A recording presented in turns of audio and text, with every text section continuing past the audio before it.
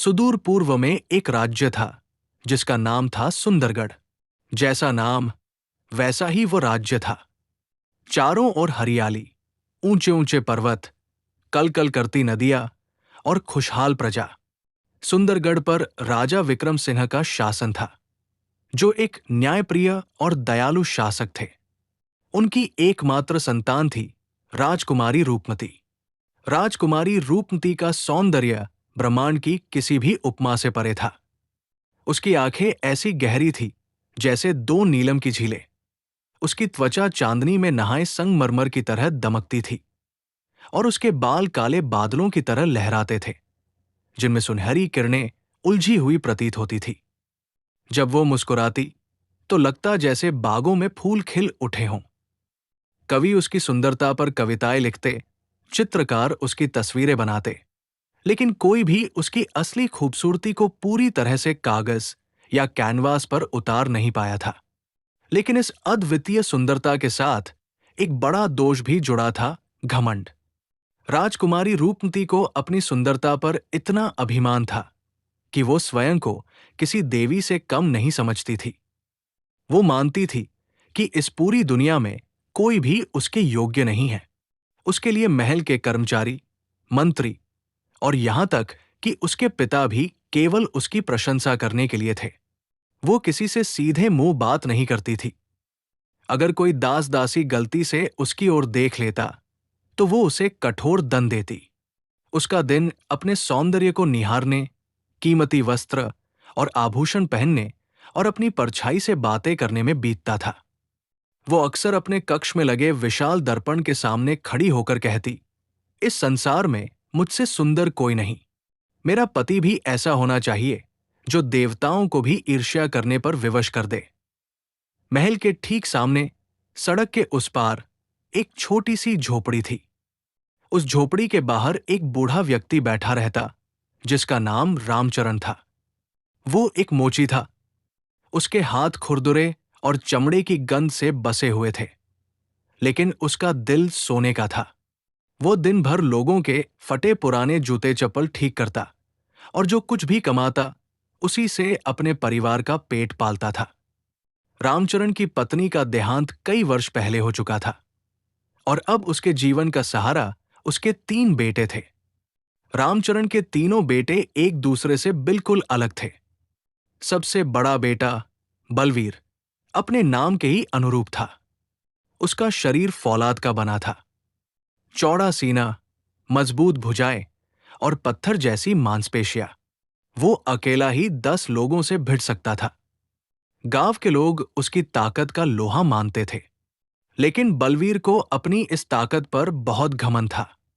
वो मानता था कि दुनिया की हर समस्या का समाधान ताकत से किया जा सकता है। वो अक्सर कहता, जिसके पास बल है उसके पास सब कुछ है। बुद्धि और दिल की नरमी कायरों के लिए होती है। वो अपने छोटे भाइयों, खासकर सबसे छोटे भाई पर हमेशा रौब जमाता था। मंझला बेटा ज्ञानेश शरीर से दुबला पतला था, लेकिन उसका दिमाग किसी भी तलवार से ज्यादा तेज था। उसने अपने पिता के थोड़े से पैसों से पुस्तकें खरीदकर पढ़ी थी और उसे शास्त्रों, गणित और तर्क का अद्भुत ज्ञान था। वो किसी भी पहेली को चुटकियों में सुलझा सकता था, लेकिन उसे अपनी बुद्धि पर अभिमान था। वो हर किसी को अपने ज्ञान के सामने तुच्छ समझता था। उसका मानना था, दुनिया बल से नहीं, बुद्धि से चलती है। एक बुद्धिमान व्यक्ति सो बलवानों पर भारी पड़ता है। वो बलवीर की ताकत को मूर्खता और अपने सबसे छोटे भाई की सादगी को बेवकूफी समझता था। सबसे छोटा बेटा था विनय। विनय न तो बलवीर की तरह बलवान था और न ही ज्ञानेश की तरह बुद्धिमान। वो बहुत ही सीधा, सरल और नरम दिल का था। उसका चेहरा हमेशा एक शांत मुस्कान से खिला रहता था। उसे जानवरों से, पौधों से और हर इंसान से प्रेम था। वो अक्सर अपने पिता के काम में हाथ बटाता, झोपड़ी के बाहर लगे छोटे से पौधे को पानी देता और घायल पक्षियों की मरहम पट्टी करता। उसके दोनों बड़े भाई बलवीर और ज्ञानेश उसका खूब मजाक उड़ाते थे। बलवीर उसे डरपोक कहता और ज्ञानेश उसे मूर्ख कहकर चिढ़ाता। वे कहते, तुम इस दुनिया में जीने के लायक नहीं हो। तुम्हारे पास न तो ताकत है न अक्ल। तुम बस रोना और दया करना जानते हो। विनय उनकी बातों का कभी बुरा नहीं मानता था। वो बस मुस्कुरा देता। उसे लगता था कि ताकत और बुद्धि से भी बड़ी कोई चीज होती है, और वो थी दया और प्रेम।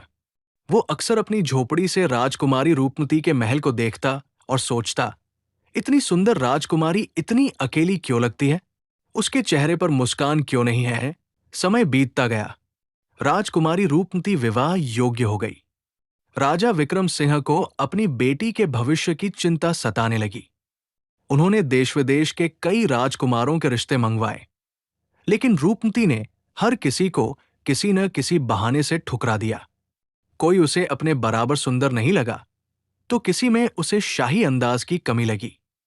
राजा ने थकहार कर रूपमती से कहा, पुत्री, अब तुम्हें ही बताना होगा कि तुम कैसा वर चाहती हो। मैं तुम्हारी इच्छा पूरी करने का हर संभव प्रयास करूंगा। राजकुमारी अपने घमंड में चूर होकर बोली, पिताजी, जो मुझसे विवाह करना चाहता है, उसे यह साबित करना होगा कि वो इस दुनिया में सर्वश्रेष्ठ है। वो केवल एक राजकुमार नहीं, बल्कि एक नायक होना चाहिए। मैंने उसके लिए 4 शर्तें सोची है। जो भी पुरुष इन चारों शर्तों को पूरा करेगा, मैं उसी से विवाह करूंगी, चाहे वो राजा हो या रंक। दरबार में सन्नाटा छा गया। राजा ने पूछा, कैसी शर्तें, पुत्री? राजकुमारी ने अपनी ठुड्डी ऊपर उठाते हुए घोषणा की, मेरी पहली शर्त है, वो मेरे लिए एक सतरंगी मणि लेकर आएगा। ये मणि उत्तर की बर्फीली चोटियों पर, हिमवंत पर्वत की सबसे ऊंची चोटी पर मिलती है, जहां साल भर बर्फ जमी रहती है और ठंड इतनी होती है कि इंसान का खून भी जम जाए। मेरी दूसरी शर्त है, उसे एक ऐसा फूल लाना होगा जिसके दिल में सच्चा प्यार हो। ये फूल भावनाओं के वन में खिलता है, जहां हर कदम पर इंसान की भावनाओं की परीक्षा होती है। मेरी तीसरी शर्त है, वो मेरे लिए एक सतरंगी मोतियों की माला लाएगा।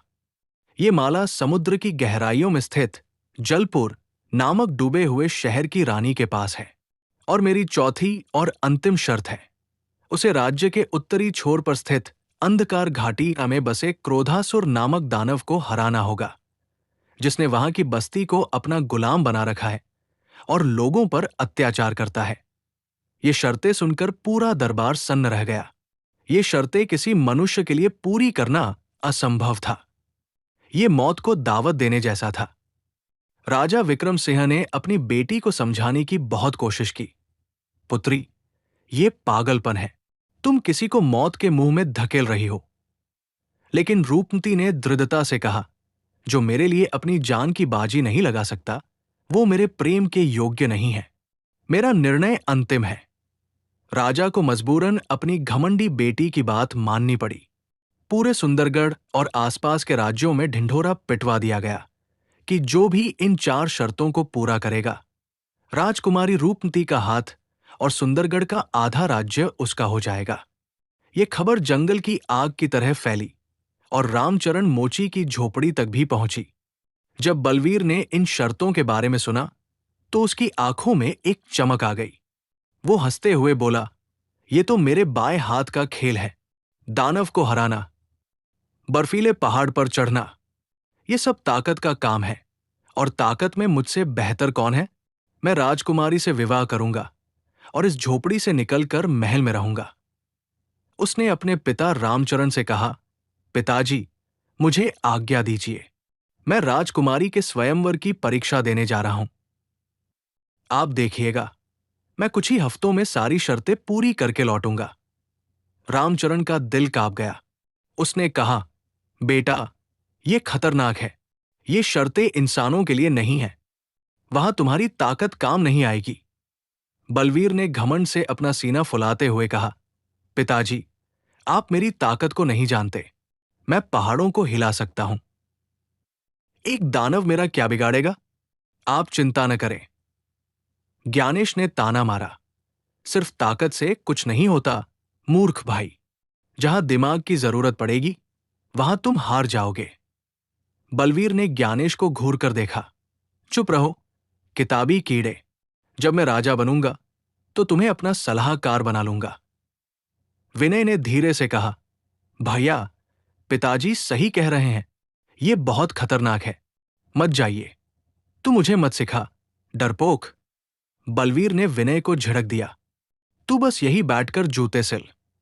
किसी की न सुनकर बलवीर ने अपनी कमर में एक भारी गदा बांधी, कुछ रोटियां ली और राजकुमारी की पहली शर्त पूरी करने के लिए उत्तर की ओर, हिमवंत पर्वत की ओर निकल पड़ा। वो मन ही मन सोच रहा था, ठंड मेरा क्या बिगाड़ेगी? मैं अपनी मांसपेशियों की गर्मी से ही बर्फ को पिघला दूंगा। दिन हफ्तों में और हफ्ते महीनों में बदलने लगे। बलवीर वापस नहीं लौटा। उसकी कोई खबर नहीं आई। रामचरण की चिंता बढ़ने लगी। झोपड़ी में उदासी छा गई। लगभग 3 महीने बीत गए। एक दिन ज्ञानेश ने अपने पिता से कहा, पिताजी, बलवीर भैया अपनी मूर्खता और घमंड के कारण असफल हो गए। उन्होंने ताकत का रास्ता चुना जो हमेशा विनाश की ओर ले जाता है। लेकिन मैं बुद्धि का रास्ता चुनूंगा। मैं अपनी बुद्धि से हर पहेली को सुलझा सकता हूं और हर बाधा को पार कर सकता हूं। मुझे आज्ञा दीजिए। मैं राजकुमारी के लिए वे वस्तुएं लेकर आऊंगा।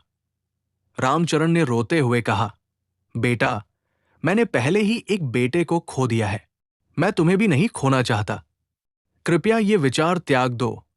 ज्ञानेश ने आत्मविश्वास से कहा, पिताजी, आप मुझ पर भरोसा रखिए। मैं बलवीर की तरह अंधाधुंध नहीं जाऊंगा। मैंने योजना बनाई है। सतरंगी मणि या दानव से लड़ना मूर्खता है। सबसे आसान दूसरी शर्त है सच्चे प्यार वाला फूल। ये जरूर कोई पहेली है, कोई दिमागी खेल। और दिमाग के खेल में मुझे कोई नहीं हरा सकता। विनय ने फिर से रोकने की कोशिश की। भैया, प्यार कोई पहेली नहीं होता। वो दिल से महसूस किया जाता है। ज्ञानेश हंसा। चुप कर, मूर्ख। तू क्या जाने प्यार और दिल के बारे में? भावनाएं इंसानों को कमजोर बनाती है। मैं तर्क और ज्ञान से उस फूल को हासिल करूंगा। अपने पिता की एक न सुनकर ज्ञानेश कुछ किताबें, नक्शे और अपनी तार्किक बुद्धि के सहारे भावनाओं के वन की खोज में निकल पड़ा। वो ये सोचकर बहुत खुश था कि वो अपनी बुद्धि से वो कर दिखाएगा जो उसका बलवान भाई नहीं कर सका। महीने और बीत गए। ज्ञानेश भी वापस नहीं लौटा। उसकी भी कोई खबर नहीं आई। अब रामचरण की झोपड़ी में मातम पसर गया। बूढ़ा पिता अपने दोनों बेटों के गम में दिन रात रोता रहता। उसका काम में मन नहीं लगता था। झोपड़ी की रौनक ही चली गई थी। अब घर में केवल रामचरण और विनय रह गए थे। अपने पिता को इस तरह टूटते हुए देखकर विनय का कोमल हृदय बहुत दुखी होता था। वो अपने भाइयों को भी याद करता था। उसे यकीन था कि वे जीवित हैं, बस किसी मुसीबत में फंसे हैं। एक रात जब रामचरण अपने बेटों की याद में सिसक रहे थे, विनय ने उनके पास बैठकर धीरे से कहा, पिताजी, मुझे जाने की आज्ञा दीजिए। रामचरण ने चौंक कर उसकी ओर देखा। उनकी आंखों में भय था। नहीं, कभी नहीं। विनय, तू मेरा आखिरी सहारा है। मैं तुझे नहीं खो सकता। तेरे भाई बलवान और बुद्धिमान थे। वे नहीं लौटे। तू तो इतना सीधा और भोला है। दुनिया बहुत जालिम है। बेटा, तू उसका सामना नहीं कर पाएगा। विनय ने अपने पिता के हाथ पकड़कर कहा, पिताजी, शायद इसीलिए वे वापस नहीं आए, क्योंकि वे केवल अपनी ताकत और बुद्धि पर निर्भर थे। उन्होंने विनम्रता और दया का साथ छोड़ दिया था। मुझे अपने भाइयों को भी वापस लाना है और उस घमंडी राजकुमारी को यह सिखाना है कि असली सुंदरता और ताकत दिल में होती है, शरीर या दिमाग में नहीं। कृपया मुझे आज्ञा दें। लेकिन रामचरण ने दृढ़ता से मना कर दिया। नहीं, इसका मतलब नहीं। जब तक मैं जीवित हूं, मैं तुम्हें इस मौत की यात्रा पर नहीं जाने दूंगा। विनय समझ गया कि उसके पिता कभी नहीं मानेंगे। उस रात जब उसके पिता गहरी नींद में सो गए, विनय ने एक निर्णय लिया। उसने एक छोटा सा थैला लिया। उसमें उसने कोई हथियार या किताबें नहीं रखी। उसने अपने पिता के औजारों में से एक मजबूत सुई, चमड़े का धागा, एक छोटा चाकू, कुछ सूखी रोटियां, एक गर्म कंबल और एक पानी की मशक रखी। उसने एक कागज के टुकड़े पर लिखा, पिताजी, मुझे क्षमा करना। मुझे जाना होगा, अपने भाइयों के लिए और आपके सम्मान के लिए। मैं जल्द ही सबके साथ लौटूंगा। आपका विनय। वो पत्र उसने पिता के सिरहाने रखा, उनकी झुर्रियों भरे चेहरे को प्यार से देखा, उनके पैर छुए और अंधेरी रात के सन्नाटे में अपनी अनिश्चित यात्रा पर निकल पड़ा। उसका दिल डर और संकल्प दोनों से धड़क रहा था। विनय ने सबसे पहले सबसे कठिन शर्त को चुना, सतरंगी मणि, जो हिमवंत पर्वत पर थी। वो जानता था कि उसके बलवान भाई ने भी यही रास्ता चुना था और असफल रहा था। विनय उत्तर की ओर चलता गया। रास्ते में उसने कई गांव पार किए, जहां लोगों ने उसे उस भयानक पर्वत पर जाने से मना किया। उन्होंने उसे बताया कि वहां एक जादुई बर्फीला तूफान आता है, जो इंसानों की शक्ति और गर्मी को सोख लेता है और उन्हें हमेशा के लिए बर्फ की मूर्ति में बदल देता है। विनय डरा, लेकिन पीछे नहीं हटा। जैसे जैसे वो पर्वत के करीब पहुंचता गया, हवा ठंडी और तेज होती गई। जमीन पर बर्फ की चादर बिछी थी। विनय के पास बहुत गर्म कपड़े नहीं थे, लेकिन उसने अपने कंबल को कसकर लपेट लिया। वो बलवीर की तरह ठंड से लड़ने की कोशिश नहीं कर रहा था, बल्कि उससे बचने का तरीका खोज रहा था। वो चट्टानों की आड़ में चलता, गुफाओं में रात बिताता और आग जलाने के लिए सूखी लकड़ियां खोजता। कई दिनों की कठिन चढ़ाई के बाद वो एक ऐसे क्षेत्र में पहुंचा जहां हड्डियां गला देने वाली ठंड थी। अचानक आसमान काला हो गया और भयानक बर्फीला तूफान शुरू हो गया। हवा इतनी तेज थी कि विनय को लगा वो उसे उड़ा ले जाएगी। बर्फ के नुकीले कण उसके चेहरे पर चुभ रहे थे। उसे लगा कि उसका खून जम रहा है। उसे अपने भाई बलवीर की याद आई। शायद वो इसी तूफान में फंस गया था। विनय लगभग हार मानने वाला था कि तभी उसे कुछ दूरी पर बर्फ में जमी हुई एक विशाल आकृति दिखाई दी। वो पास गया और देखकर सन्न रह गया। वो उसका भाई बलवीर था, जो एक घमंड भरी मुद्रा में बर्फ में जम गया था। उसकी आंखों में अभी भी अहंकार था, लेकिन उसका शरीर निश्चल था। वो जीवित था, लेकिन एक बर्फीली कैद में। विनय अपने भाई की हालत देखकर रो पड़ा। उसने उसे छूने की कोशिश की, लेकिन बर्फ शीशे की तरह कठोर थी। तभी तूफान और तेज हो गया और विनय को लगा कि अब उसका भी यही हश्र होगा। अपनी अंतिम सांसें गिनते हुए विनय ने अपनी आंखें बंद कर ली। तभी उसे एक गरजती हुई आवाज सुनाई दी। कौन हो तुम, नश्वर प्राणी? एक और मूर्ख जो अपनी ताकत के घमंड में यहां मरने आया है। विनय ने आंखें खोली। उसके सामने एक विशालकाय प्राणी खड़ा था। उसका पूरा शरीर सफेद लंबे बालों से ढका था और उसकी आंखें नीले क्रिस्टल की तरह चमक रही थी। वो हिमयती था, हिमवंत पर्वत का प्राचीन संरक्षक। विनय डर के मारे कांप रहा था, लेकिन उसने हिम्मत जुटाकर कहा, हे पर्वत के स्वामी, मैं विनय हूं। मैं यहां सतरंगी मणि की खोज में आया हूं। यति हंसा। उसकी हंसी से बर्फीली चट्टानें हिल गई। मणि? हा हा हा, तुम्हारे जैसे हजारों आए और गए। कुछ महीने पहले एक और मूर्ख आया था, जो अपनी मांसपेशियों पर घमंड करता था। मैंने उसे सबक सिखा दिया। यति ने बलवीर की जमी हुई मूर्ति की ओर इशारा किया। वो सोचता था कि वो अपनी ताकत से प्रकृति को हरा देगा, लेकिन प्रकृति का सम्मान करना पड़ता है, उससे लड़ा नहीं जाता। विनय ने हाथ जोड़कर कहा, वो मेरा भाई है, मैं उसे बचाने भी आया हूं। कृपया मुझे बताएं, मैं उसे कैसे मुक्त कर सकता हूं? यति ने विनय को ऊपर से नीचे तक देखा। तुम न तो उसके जितने बलवान हो और न ही तुम्हारे पास कोई विशेष शक्ति दिखती है। तुम उसे कैसे बचाओगे और मणि कैसे प्राप्त करोगे? विनय ने कहा, मेरे पास ताकत नहीं है, लेकिन मेरे पास दिल है। कृपया मुझे एक अवसर दें। यति कुछ देर सोचता रहा, फिर बोला, ठीक है, मैं तुम्हारी परीक्षा लूंगा। ताकत की नहीं, दिल की। अगर तुम इस परीक्षा में सफल हुए तो मैं तुम्हें मणि भी दूंगा और तुम्हारे भाई को भी मुक्त कर दूंगा। लेकिन अगर तुम असफल हुए तो तुम भी हमेशा के लिए यही जम जाओगे। यति विनय को एक छोटी सी गुफा में ले गया। उस गुफा के कोने में एक नन्हा हिम तेंदुआ का बच्चा ठंड से कांप रहा था। उसकी मां शायद शिकार पर गई थी और तूफान में फंस गई थी। बच्चा भूख और ठंड से लगभग मर रहा था। यति ने कहा, तुम्हारी परीक्षा ये है, इस बच्चे को सुबह तक जीवित रखो। याद रखना, इस गुफा में आग नहीं जल सकती। ये मेरा नियम है।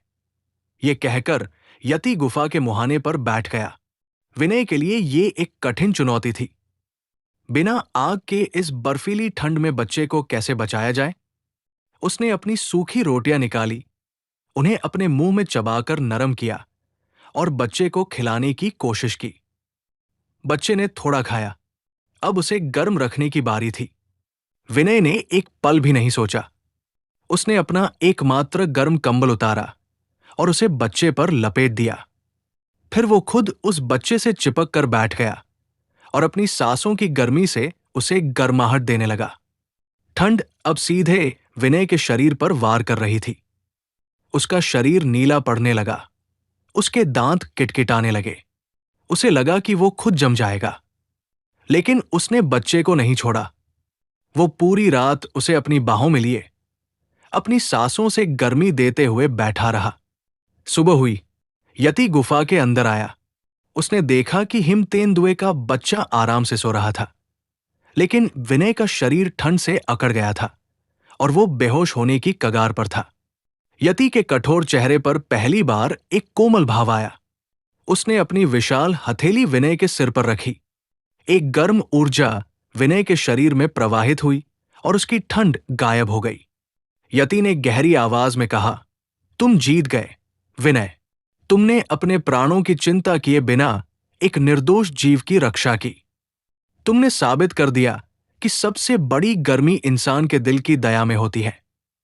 यति ने अपनी एक उंगली से बलवीर की बर्फीली मूर्ति को छुआ।